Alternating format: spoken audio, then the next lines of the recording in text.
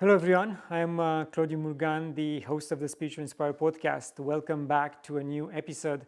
Don't forget that we are on Gnostic TV, and you can find all other old episodes on YouTube as well. My guest today is Matt Flugger. Matt, thank you for joining me. Thanks for having me. It's been a while since you were on Spiritual Inspired, I think almost 3 years ago. And since then, a lot of things have changed with you, and you evolved, and you are part of a lot of interesting projects. So what do you want to start with? Burning Man or your show? Oh You my God. choose. I basically thrive in motion. My practice, I have you to thank for putting me on Spiritually Inspired. The business has taken off.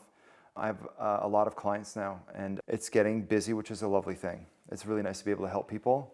I've transitioned more into adding mediumship to my practice. I just got off the plane from the Arthur Findlay College, where I got to do an intensive in mediumship and energy, precision energy management. Some of the most incredible work and the most incredible teachers I've ever seen. So like, you're in class with people, and the teacher's talking and you're receiving information. She's telepathic, and you're getting information around what's happening. I got to do platform mediumship in front of 50 people, which is pretty amazing. So the Arthur Findlay College, there's a urban myth, I don't know if it's true or not. This is the school that Hogwarts is based on. This is an actual school that's dedicated to the psychic sciences. I've never felt more at home in my life.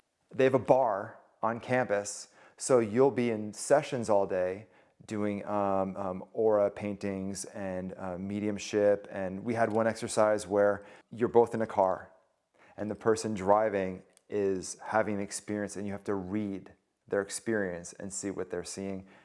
Amazing. And then you go to the bar, and then you're listening to Led Zeppelin and dancing with psychics from Finland and Romania and France and all over the world. And we were the first class that had plant medicine facilitators who also were psychic, and that was a big step for them. It's very British and very amazing. And I launched Spirit Walker. Spirit Walker is the name of the brand, and I'm calling it Earth's premier dimensional travel service. And so we go from psychic work to curated travel, and we go visit wisdom keepers in the places where they live, and we bring clients. Yes, in fact, I was amazed when you mentioned that you're gonna go back to school, to Arthur Findlay College, and it shows me that it doesn't matter at what level you are on your spiritual path, there is always something new to learn, and especially at that level when everyone is at your level or beyond. And it's fascinating to see that everyone wants more and more because they want to help others. It's infinite. The big joke at the school was they gave us these meal cards, and mine said normal. And I always be like, I'm normal, look. And it was a big joke because everyone you're talking to is psychic. Everyone's tracking everything. I did my first platform mediumship session for the school, and you're in front of 50 people, and just a recap. I'm with this man. He's showing me South America. He's short, but he has a really, really big energy, and he's wearing this indigenous hat, but he's doing it ironically. And this woman goes like this, and she goes, I think I can take that. And I felt this feeling go boom through a recognition through my chest. And I said, okay, he's telling me a word now. I'm gonna murder it. I'm sorry, I don't speak your language. Mosito, Osito. And she burst into tears. And when she was ready to talk again, she said, Osito means little bear. It's my dad's pet name for me growing up. And she is buckets, And this stuff's real. And I said, okay, he's showing me you sitting with him in like a window, and you're reading to him, but he's not responding. He's quiet. And she said, oh yeah, he had cognitive decline. And I said, oh, he's telling me thank you for doing that. It's very golden light. It's very beautiful. He's letting me know how grateful he is. And then we had all these messages, and she was so moved that when the class was over, I just stayed with this person, and we walked to lunch and sat down and had lunch, my new friend and her father who had passed and me. Yeah, it's like a miracle. Yeah, beautiful story. So let's see how or where the energy of this discussion will take us, and maybe we'll do a little bit of channeling for see. the audience. Yes, but also you invited me this year to go with you at Burning Man. It was a last minute notice, and I just couldn't drop everything and come. And I think in the end it was all for the best, because otherwise I would have been stuck in the mud as all the other tens of thousands of people. So what was your experience there? I had the best time. I had the best time at Burning Man. And full disclosure, for the Burning Man world, I am super vanilla. Like I'm not, there are a lot of tents I didn't go to.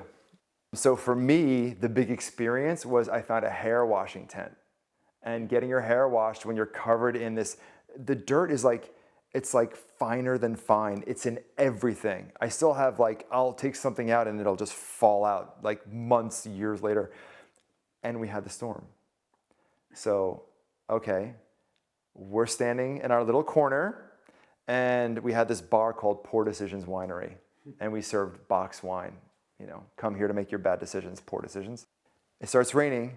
And then I had made friends with someone across the way, and her name is Paige, and she's amazing. She's like Bear Grylls as a man. She's like taller than me, and she like can clean her own animals. She told me a story once where she said she does landscape restoration in the mountains, and she said, yeah, I got to a hitch, and you know, rain was coming. I didn't feel like setting up my tent, so I put a lean-to next to my truck and my 250, and just kind of slept under that. I'm like, man, you are like more of a man than I am. You're crazy. Anyway. The rain is coming, everyone's freaking out. I'm looking at my tent starting to fill with water, and she says, hey, I've got this Airstream. Do you like fish or chicken? And I was like, sticking my hand in a bag of cookies. I was like, I don't care. And so I got to sit with my new friend and watch the rain fall and eat fish, and it was amazing. And double rainbows.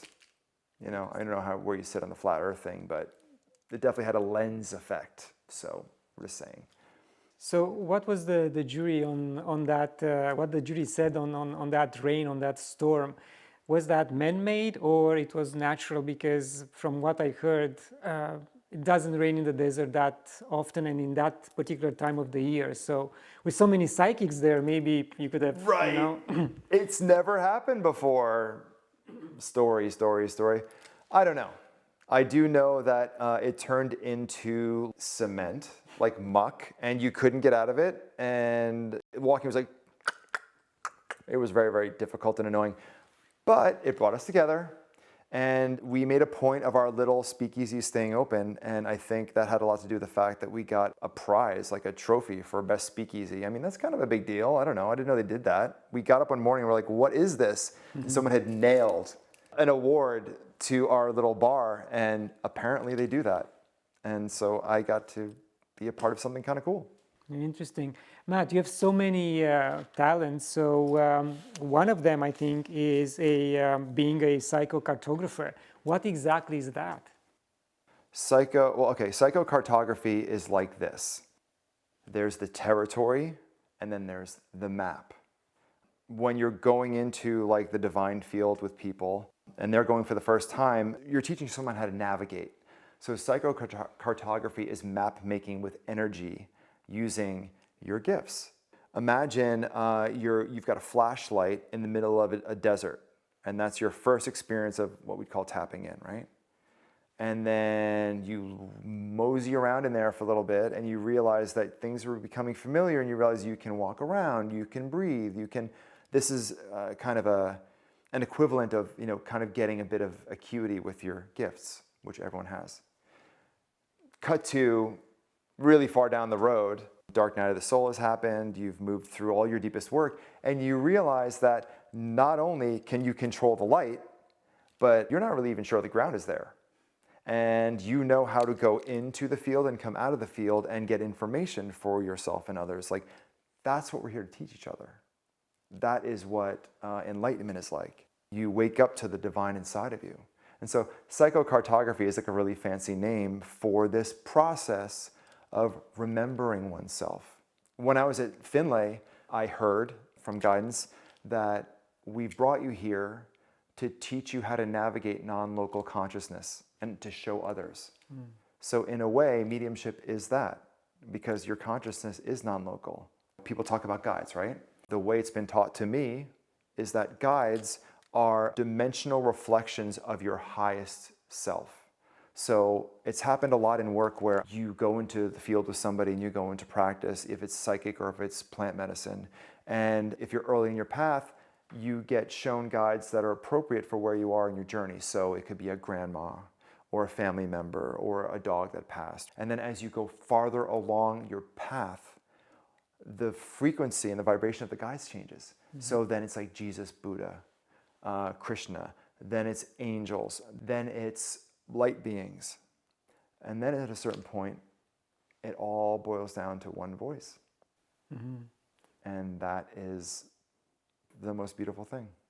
So when you work with clients, what type of guides do show up? The ones which the clients need at the same time, or the one you need in order to read what they supposed to know? That's a great question. Like, what kind of guides show up? It's different for everybody. There's a resonant feeling that comes with people that show up. So when I was learning, I started learning this work in the American shamanic tradition. And so in that world, there's the tree of life, which we now know is the center of the Taurus field, right? Yes. And there's the lower world, the middle world, and the upper world. And the lower world is the land of wisdom and ancestors. And the upper world could be described as how you face God. And then in the middle, it's busy.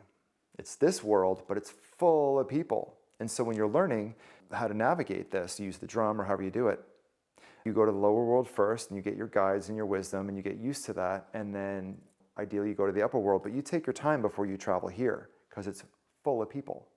So when you're doing a session with somebody, it really depends on what they're looking at and what shows up and what they're open to receiving. That's a big part. I mean, 80% of it is believing. And so the way I work is I'm looking for resonance in the client. And so if someone shows up and it's an ancestor, it's probably pretty clear. If they stand over the right shoulder, it could be on the mother's line, the left shoulder, the father's line. You can see that and they'll communicate with you and they'll tell you who they are. Sometimes they speak, sometimes they show objects. I've had an experience totally by accident. He wasn't really a client, he was a cousin-in-law. And we were at the family house for Christmas. And I'm talking to my wife and her father, and the man of the house comes home, who's our host, and all of a sudden this person is talking to me. And he's like, hey, Kip's home. Could you tell him this? Could you tell him this? Could you tell him this? I was wondering about this. And I realized that I'm having this conversation with somebody who's not there. Because I look up and my wife and her dad are just staring at me. And then Kip comes over. I go, okay, here we go. I go to my visitor, what was your job in this life? And he holds out his hands, and there's a compass and a sextant in his hands, brass. And I go, Kip, what did your dad do for a living? And he goes, he was an engineer. I go, okay. And then I saw that this man was with somebody. And I said, who's with you? And I said, what's your name, please? Hi, I'd like to meet you. She said, Joe. And I said, okay. Kip, what was your mom's name? And he goes, Joan. And I go, okay. And then the father starts talking. And he says, tell him I go with him when he flies. Tell him I'm so proud of him. And I say to Kip, are you flying or taking airplane lessons or doing something like that right now? And he goes, yeah, I'm flying. I'm taking airplane lessons. I go, okay. I think I'm talking to your dad right now. And he says to me that he goes with you in the plane and he's so proud of you. And Kip burst into tears and ran away. And the father showed me an image of him holding his son in Africa. I guess they traveled a lot. And those trees, the baobab trees that go like this, and planes were landing. And he was holding his son and toddling him. And then the father said, tell Kip this word. It's Swahili. It's this word. If you say this to him, he'll know it's me. And, respect for the client. And I said, or the future client, I said, I'm really grateful that you're talking to me and I'm grateful to serve. And I don't think he's ready. It doesn't feel to me like he's happy about what's happening right now. So I thank you. And when the time is right, let me know and we'll work together. But he has to be ready. We have to respect him, his heart and his house. And I was like, okay. And the guy hung out with me for a while. In situations like that, it's undeniable. You work with someone and here comes the family and they start talking. A lot of times as people wake up, they want to know what their guide family is like. And so we invite them to come forward and people generally show up. A lot of times when people do plant medicine ceremonies with a great practitioner, they will have a guide from that experience that you can say is advising them in ceremonial where you just see it. Beautiful story. And talking about families and this type of experiences, is your family ready for your gifts, or they got accustomed with what you are doing? Want to hear a crazy story? Please. Okay, that's a great question. I kept this secret for a long time. It's in my family on both sides. My grandmother's from Russia, and she was a full-on psychic. So we'd play games when I was a kid. You know, it always comes out fully fleshed when you're a kid, and then they try to bake it out of you with society. But we'd play this game, and we'd play hide and seek. And she would hide something in her apartment, and then I'd read her and go find it. And we thought it was hilarious. And then I would go visit her. She was my best friend because she saw me. And every time I came over, she'd have a little metal head sitting from the middle school, sitting on the front steps talking to her, and she'd be like counseling them and reading them. It was really incredible. And then on my mother's side, we have a healer lineage going back a long time. My mom is a medical intuitive. She's a nurse. I kept this to myself for a long time because I went to Catholic school. You know, I even traveled as a Jewish person one summer when I went on a Jewish teen tour. Like I was just looking for the place. I went to Baptist Bible camp, you know. And then one day, I saved my mom's life with this work. And that was my audition. She had had a break, and she was not in a good way. It wasn't her fault. It was a lot of things. It was diet, it was having gifts and unresolved trauma, just a different life, a different generation. When she had me, my dad was fighting in a war. So he got 10 days to come home to have his son, and because I wasn't coming, they pulled me out with forceps. The military way. I'm fine with that now. At the time, I was like, what? And then he flew away. And so my mom had a baby in the middle of nowhere, and you know, they used to put the death count on the news. So she had a lot of stuff bottled up. Anyway, it came to the head at one point. It came out of her, and she had a break. And she was getting ready to go. And I walked into the room, and she was gray as a sheet, and my dad was sitting next to her. And my dad said she's been up for 2 days, and she was not here. Her spirit was floating above her. And I said, what do I do? Ask the connection, what do you do? They said, look at your father. And then I looked at him, and he was not ready for her to go. This is his life partner of 50 years. So I said, tell me what to do. And that was my audition for my family. I helped bring my mom's spirit back into her body. I learned how to talk to her higher self, her present self, and her child self at the same time. I'd never done that before. And it was like pulling a balloon in. And once she was anchored in her body, I grounded her and gave her some melatonin, and she slept for 2 days. And at the end of the week, she was walking around the park again, fit as a fiddle, full of words for people. And my dad, God bless him, you know, he's a military man, so this is alien for him. He said to me, you know, that was a miracle. And I said, I guess. I'm just grateful that I was here at the right time. You know? Interesting. Yeah, that's my story. Yeah, this is, you know, very rewarding work. And I hope that one day I'll be able to contribute in a similar way. Oh, yeah. And help those who are ready. I think my feeling of you right now is you're an antenna, and you're going to be someone who can transmit. It feels like it. If you look at the way people feel around you,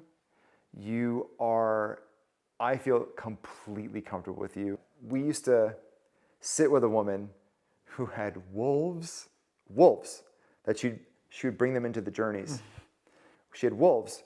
And the minute I met you, I was like, that guy. And I would just, you know, I'm in awe of your persistence and determination, and you inspire me.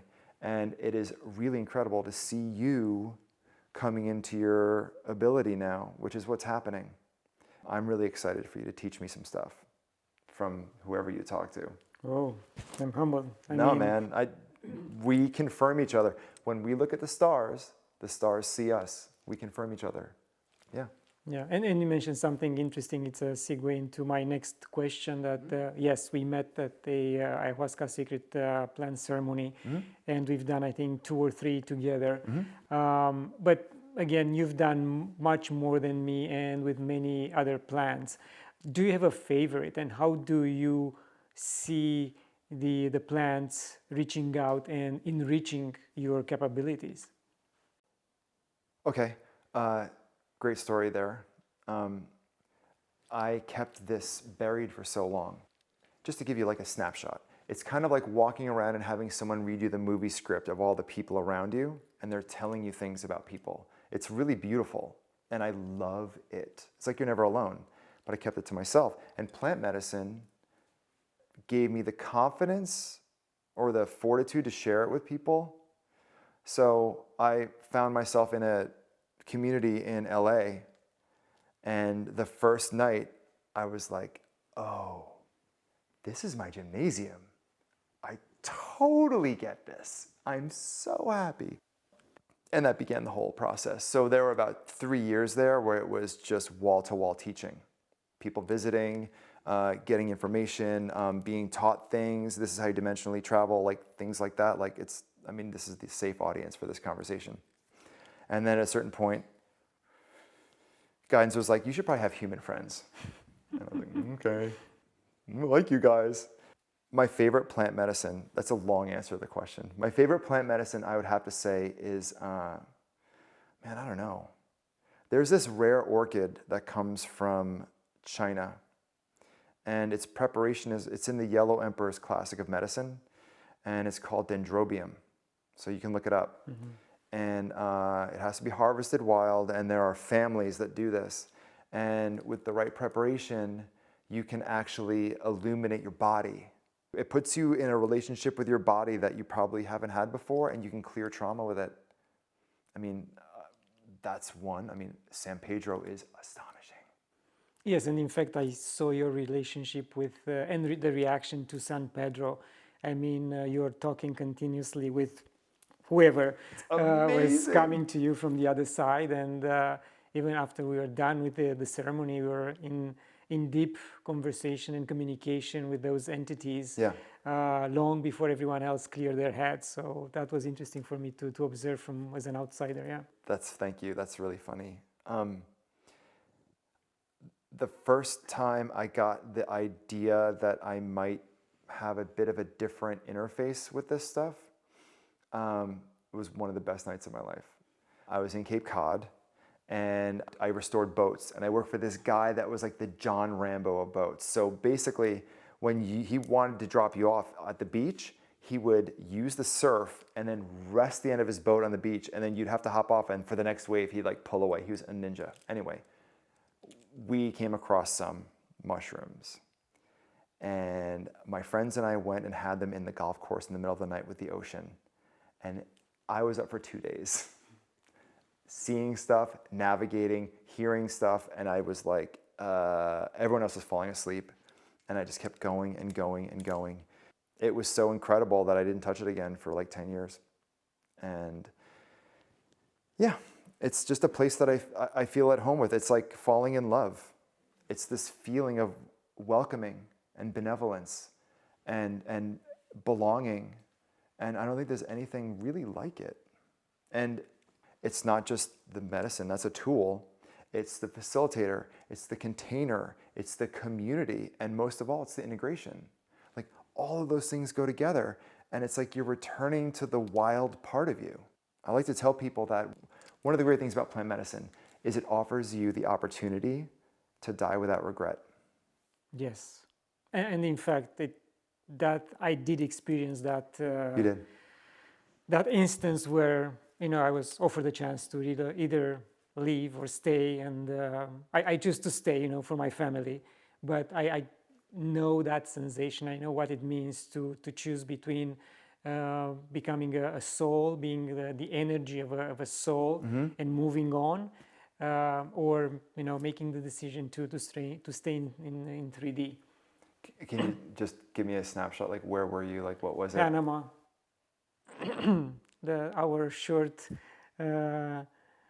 trip to Panama, and I just wanted to experience with a local shaman, and I don't know if he created a proper environment where everyone was protected, but I know that at that time I was vulnerable for whatever reason, and I had to fight for my life pretty much, to stay back, and it was a 10-hour ordeal.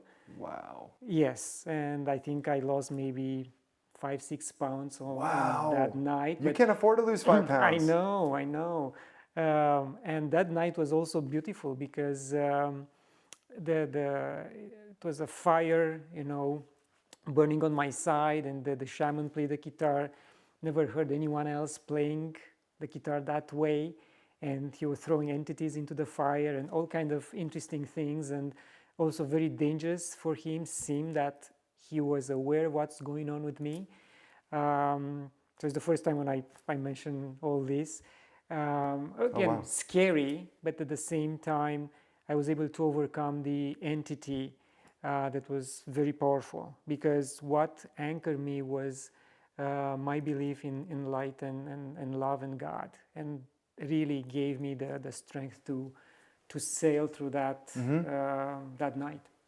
Wow. It reminds me of something. Thank you for telling me that. If I can share something. We are at the time, it feels to me like it's on us to claim our signal, to establish a constant and humble reverence for our connection, to build that relationship. So what you did in that journey was you kind of fought for your spot. I mean, I know that's a really, really, really like topical description of what you described, but you did battle. Nothing can really prepare you for that. This is one of those ways that the divine intelligence shows you who you are.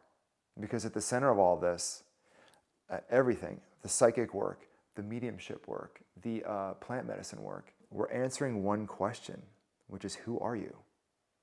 That's the core question. And we come at it from a million different ways. For a lot of people who are really, really tied to this world, a lot of people purge on ayahuasca. It's an incredible anti-parasitic, and also the vibration of the ayahuasca is so high that anything that is muddy or murky and trapped in this world is going to have to get shaken out. That's what it is.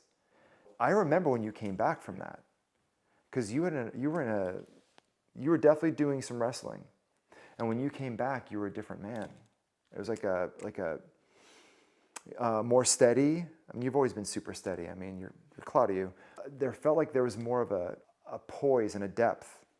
And I like to think that your practice, your interviews, your books, I mean, they just seem to have taken off right after that. Like you changed. I mean, you cannot not be changed after an experience like this. Yeah. And I mean, I like to believe that I change every day. I mean, I'm not the same person at the end of the day as I started the day. And that type of experience could be brutal for others, and can, if an entity like that takes over someone, it's very dangerous from a mindset perspective, because you can become schizophrenic. Yes. And for a short period of time that night, I did experience what it is to be a schizophrenic. Sure. But I was able to purge all that darkness. Yeah. And later on, I was told that, in fact, I destroyed entity, which was a very powerful entity, and my strong heart was able to overcome that darkness. I believe that. I've seen you work elsewhere. Wow. That's incredible, Claudiu. I mean, this is one of those situations where we want to remind people who have these experiences that community is important for the sharing part, and the self-care part, where you validate that you had this experience, is really, really important. It helps with the cartography part you're talking about, because now you know that you did that, and you can map that. So in the future, when you are helping somebody who has that kind of battle, you know how that works. You know the map, the cartography, and you can guide them through it safely. All of this, all of these experiences are, as they're given to us, we endeavor to give them back. We endeavor to pass them on. And then we elevate each other and we raise the vibration of the world. And that's the idea, right? And staying on the idea of energy, how do you feel the energy of the world moving back and forth, pulling, pushing these days with everything that's going on around us, with big elections coming up, and the social unrest and everything else? How do you feel it? The universe always seeks balance. I'm with the Walter Russell school of the electromagnetic universe. Evil and deceit happen by deception and degree. They happen silently, out of sight. They just creep in, and all of a sudden you wake up and you realize you're in the boiling pot of water. The good happens like a light switch and dispenses with the darkness. Sometimes, because as a species, we're idiots, sometimes we need to get a smackdown before we will wake up to realize that we have a choice and that the path in life is actually a moral path. Your choices determine your destiny. Like, that's at the center of all the Spirit Walker stuff, is we're restoring people's sense of agency from a place of reverence and compassion for self and the world. Until you really know what that means, it's your navigation in the world is going to be affected, because what is the definition of cruelty? The definition of cruelty is treating humans like objects. We have to snap out of that, and we will. I personally think that God wins. Of course, consciousness cannot destroy itself. That's for sure. And are you hinting to what's going on in Hollywood when you mentioned that we should stop treating humans like objects and disrespecting them? Well, what a minefield. So I worked at a movie studio for 10 years, and it taught me a lot. And at the height of my career, I left because it wasn't for me. I loved what I was making, and I found that the environment that I was in was getting increasingly dark. I happened to wake up in the middle of that process, and you know this. When you've gone through your experience of kind of coming online, when people lie to you, it makes you sick. It's like you can't, so I'm like a human lie detector. So I felt sick all the time, and I couldn't make the square peg fit in the round hole. I had to make a choice. And I was getting messages like, you're gonna die. Like, you're gonna have a heart attack. You're gonna die. You have to stop. And so I did. My family means everything to me. And I realized that in order to remain on earth as a father for my children, I was going to have to make a change. And I made the hardest change possible. I left at the peak of my career. And, you don't want to, waltz on someone's tragedy, but Hollywood is waking up to a lot of things about itself. We're hearing a lot of stories that you be your own guide. But at the heart of our practice is this one thing. Life is a sacred gift. Life is sacred. So anything that violates that doesn't get to play in our sandbox. And that's it. Full stop, no exceptions. So we're humans, we're idiots, people make mistakes, but you know when you're conducting yourself in violation of the sacred contract that gave you life here. For all the people that are lost in that world, that are having a hard time, I wish them well. I do believe that the future of Hollywood is quite bright, though, because Hollywood has become non-local. I went to Finlay and heard from my connection that I was being educated in the art of navigating non-local consciousness, which is what we all have, which is what we're rediscovering, which is the awakening. We're realizing we're all connected. In the same way, the age of Pisces was the age of the avatar. The age of Aquarius is the age of the God within. That being the case, it is quite clear that Hollywood will never be Hollywood anymore, for all the reasons that we're hearing about. And it's on us to tell our stories now. So that's why, one of the reasons why I'm coming forward. Hey, I'm psychic. Hey, I'm making a TV show about breakthroughs in the dimensional realm. Because you know this, wherever I go, people come forward and start telling me their story, of transition or waking up, or they have this really weird thing they discovered they really love. And that's because of the signal you're broadcasting, because you're doing your work, because you're radiating light.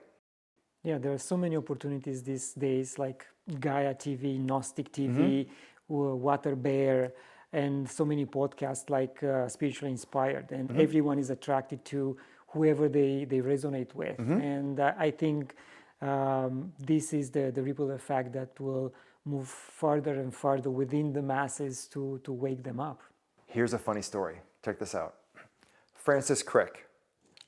He's the scientist that mapped the human genome. I think he got the Nobel Prize in 1954. I think that's right. So the first guy to do that, right? Literally the antenna of energy from God, the human genome, the DNA. In 1982, before he died, he wrote a book called Life Itself. And in that book, he says, what we're calling junk DNA isn't junk DNA at all. It's something else. It's extraterrestrial. It's our divine origin. So he snuck that book in at the end of his career, and it's true. And so this is what we're waking up to. We are more powerful than we know. So on this note, do you think that this junk DNA can be activated as a physical or spiritual level? Because I asked Bruce Lipton, which is he's the one who introduced the epigenetics concept, and he thinks that it will be activated only at the spiritual level. He never met anyone so far in his research who had multiple strands physically activated. Well, if we're creating the world as we walk, then that leads me to believe that it's a spiritual thing. These avatars are motile, they are changeable. I believe it's spiritual. I believe that we are actually awakening is becoming aware of the environment that you are a part of, in a way. So Akasha is the same thing as ether, is the same thing as the divine field. It's the sea that we live in. Our human energy field is a sense organ. It's an organ. It's something that we own. That's why you always want to watch. You want to dream? Turn off the Wi-Fi. Keep the phone away from your face. Like really, really manage your relationship to these devices because they're seeking to estrange you from your intuition. When people get all up in arms about AI, this is the thing about AI. AI can only operate based on things that have already happened. It's a mental construct. So AI will never innovate. AI would never combine the blues and Tolkien to make Led Zeppelin. You know what I mean? Like, these are strange things. Like Plato said that genius is the combination of two disparate elements to create a third no one's seen before. So you don't expect AI to become sentient? I mean, from a certain perspective, depending on where you hang your hat in the world of energy and relationships, everything's alive. So why shouldn't AI be alive? And it's based on patterns that have existed before. Sure, things run away with themselves and get dangerous and weaponized and Skynet and all those things that people are afraid of, but there is nothing that is more powerful than one's connection to the divine. There's nothing.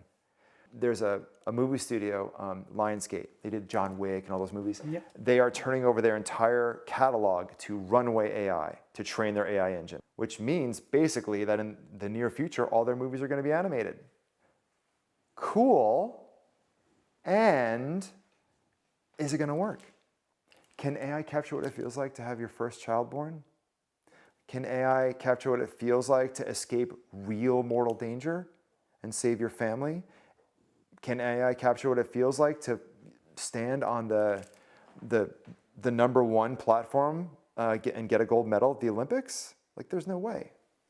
Maybe not, but from the entertainment perspective and day-to-day activities, I think you have to change the mentality of the generation coming forward to match with what the AI will offer. Sure. Because for you and me, which are old school, we might take only some portions of the AI, what AI offers, but we are not going to go deep down the rabbit hole and use everything.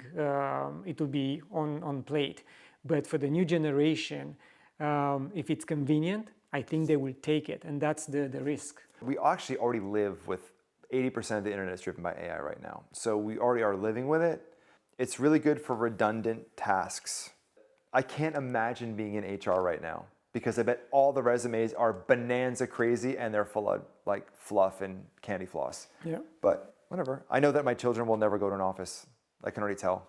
It started with COVID. People got to move off campus or away from their job because it was cheaper. And then when COVID ended, the jobs were like, come back. And then people were like, no, I don't think we're going back to offices. Indeed. Matt, if you have the chance to offer humanity a gift on top of what you're already offering, what would that be? Okay, I'm working on this show. It's called The Divine Field. What I would love to give the world is the opportunity to watch something like this and see people that an average person might meet in a cafe or on the corner go through something, go through a transition or a breakthrough or face something difficult, and then feel supported by that or feel less alone. It's really, really nice to be able to work with people and really, really rewarding to help people through things and to channel for them and to be, psychic on their behalf. The idea or the possibility that there'd be a way to do this at scale for people is something that I would love to be able to give the world. It would make me feel so good to be able to put someone from New York City in the jungle to meet someone who broke the rules in their community and have them realize how much they have in common and have these experiences that create bridges. I would love to be able to give that. I would love it. It's my life path. It's what makes me feel amazing. It's what lights me up. I want to do it for my children. I want us to stop being cruel to each other. I hope does that answer your question? Yes, Okay. thank you. And how do you feel the energy now about a short channeling? Is that in sync with your vibration or not? Okay, let's talk about the world for a second. 1 second. I'm just listening. Just doing the thing. Okay. So there is an experience that many, many people are having. It's agency-based. And when I say that, I mean, if you're paying attention and you're invited to have this experience, if you listen to the world like your heart is an ear, it's synesthesia, layer senses over senses, what can happen is affinities emerge. So never before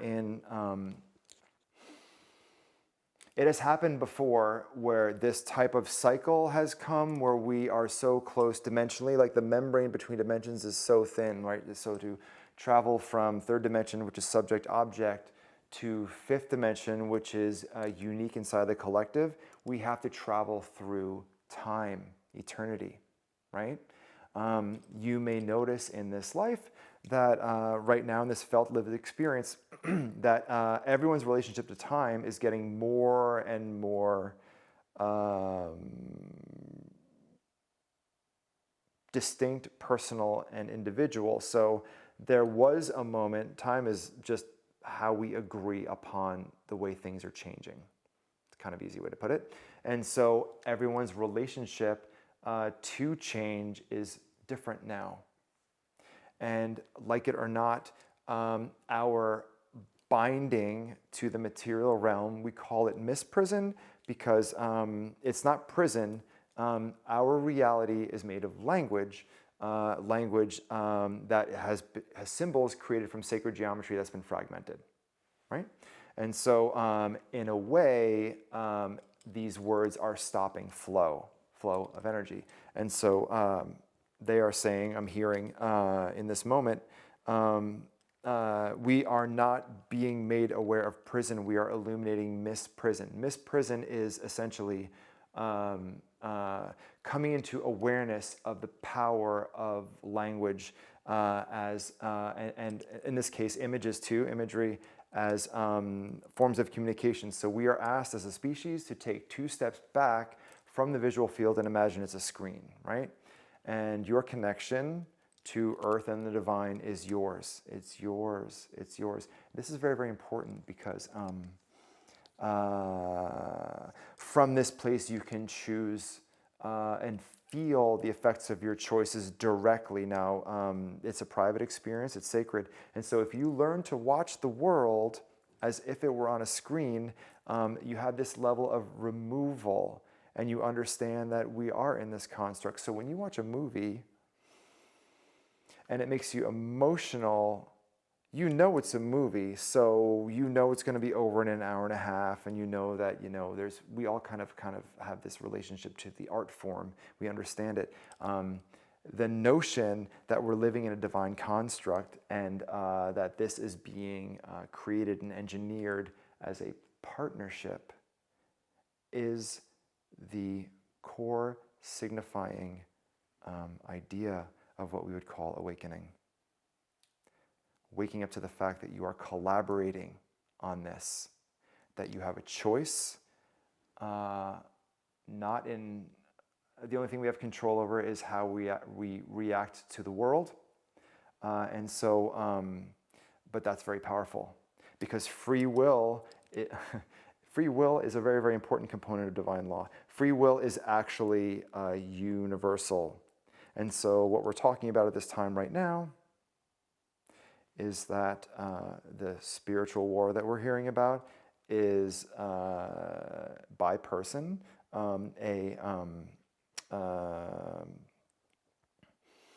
demonstrating in real time the effects of choices as reflected back at you by the collective. So going back to the beginning of this moment, if you were to activate your heart connection and listen to the world through that, what you might find and discover is that there is a script that is being written that only you understand, that allows you to make choices for the betterment of yourself and those around you, because the vibration changes as you do that. Just listening one more time, just almost there, almost done. Right, unfortunately, like they say in that famous movie, you can't be told, you have to be shown. And that is why we are invited to validate our experiences, especially the ones that fall outside of what someone that we don't know and really kind of didn't ask tells us what's right and wrong. So you're learning to chart your own path. This is what they would call the second coming. Mm-hmm. The second coming is the realization that you are of divine origin, that you are genetic royalty, and that it is time to assume your rightful place inside yourself and in the plenum of energy. I hope that helps. Yes, and maybe you heard that we should expect a solar flare anytime, and some of the psychics say that it will help us activate our DNA and awaken us. Yeah, absolutely. So the light is data. We are light beings, right? And so much is happening, if you're paying attention, to separate you from your divine connection in terms of like poison in food, toxic environments, being made to work at places where your soul feels crushed. So we are invited to actually cultivate a relationship to what we would call joy, but as a creative act, not as an effect of having had a substance, or right? Mm-hmm. It's a creative act. It's a vibration, and so going out in the sun is crucially important right now. One could argue, if one wanted, that would be the media issuing forth from that place is changing everything. It's changing everything. Our relationship to life is changing. Yeah, it's letting it go. Yeah. Thank you very much to you and your guides. Thank you. Thanks. Hopefully that resonated. Yes. Thank you. Matt, we are approaching the end of the interview. Any final thoughts? I'm so grateful that you're having me on here. I like to think of my Claudiu interviews as milestones. So we did our first interview and all this stuff changed. If all goes well, based on the magnitude of change I experienced before, this interview means that my show is going to be on the air. So we send it to South by Southwest, we send it to Austin, hopefully one of them take it. It's time. Thank you. Yes, you are doing a great job, and you have to be rewarded that way, because you are not selfish, you are not doing for yourself, as you mentioned. You are doing it as a gift to humanity. Yes, sir. Thank you very much. Thank you very much. And to my viewers, thank you for watching. Please go to Gnostic TV for other episodes. And until next time, love and gratitude.